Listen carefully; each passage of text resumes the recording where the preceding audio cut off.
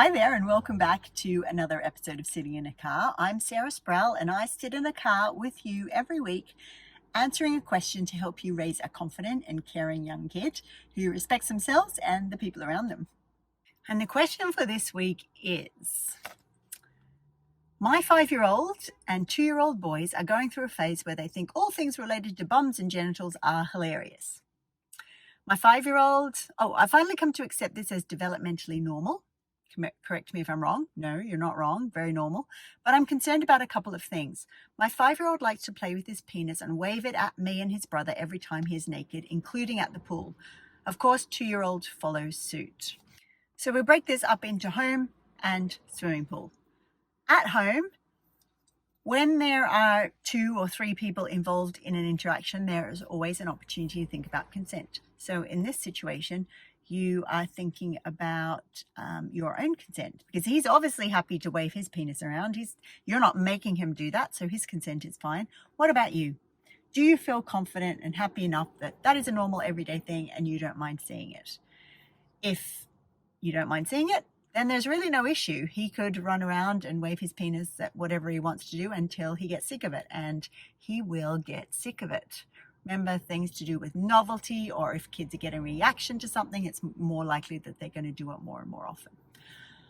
So if you're not comfortable with it, then it's an issue about your own consent and you need to look after yourself. So there's a few ways you can do that at home. You can say to him, sit him down when he's not doing it, find a completely neutral time and say, look, I need to talk to you about something. I've got a problem and I need your help. And you can say, like, you have a penis and I don't really like being in a house where someone is waving their penis at me. So let's work out when you can do some penis waving and I don't have to see it. And then you need to brainstorm some different sort of solutions. He may say, well, how about, Mum, when I wave my penis around, I tell you that I'm going to do it and you can turn your back. And I can say, tell me when you're finished, that sort of thing. Or you may organize a specific time during the day that he does it.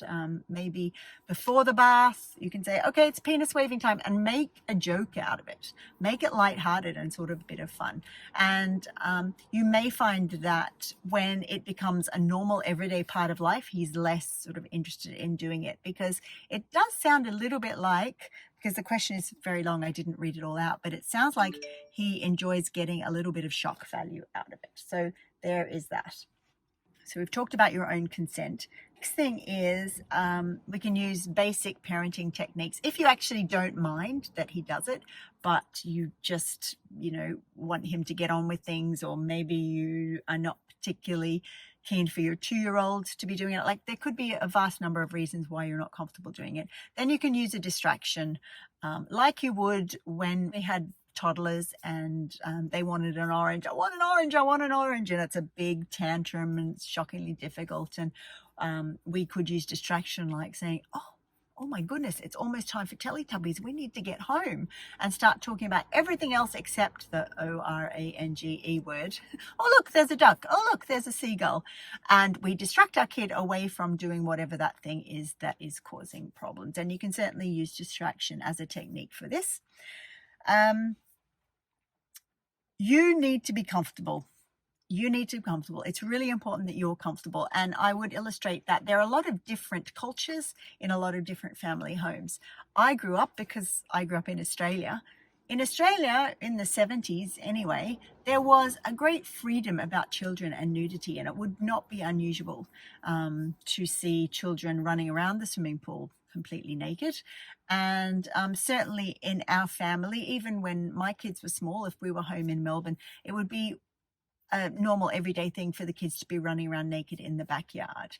And so every family culture is going to be different like that. And it's something that we can choose. Our family culture around nudity is something we can choose. We certainly need to take into account our background and how we are raised and our level of comfort around nudity. But the more comfortable we are generally around nudity, the more comfortable we can be when we're then confronting our kids about the interface, or the joining up between what our family culture is about nudity and the public culture around nudity. And that's what sounds like is happening for you in the swimming pool. So again, we need to bring our kid and collaborate with them about the problem that's going on, because at the moment, what you have noticed is that he is doing this action with his genitals and there are other people around, and in the culture in which we live, your take on it is that the people are not comfortable and so he needs to stop the behavior. So it could actually be that you sit down and you talk about how, okay, so there are different rules for home and there are different rules for the pool, and talk about what the rules are. You might even want to draw pictures or call a meeting. Young kids sometimes like to really be involved in a meeting because it's an adult thing, and call a meeting about the pool and the rules and how you can help him have fun at the pool, and at the same time keeping everyone safe and following the rules of the pool and the rules of the world in which we live, or the culture in which we live, or whatever it is. One story for you before I go, and this is about collaborating with children to set limits. My sister has a 4-year-old and a 2-year-old now, but when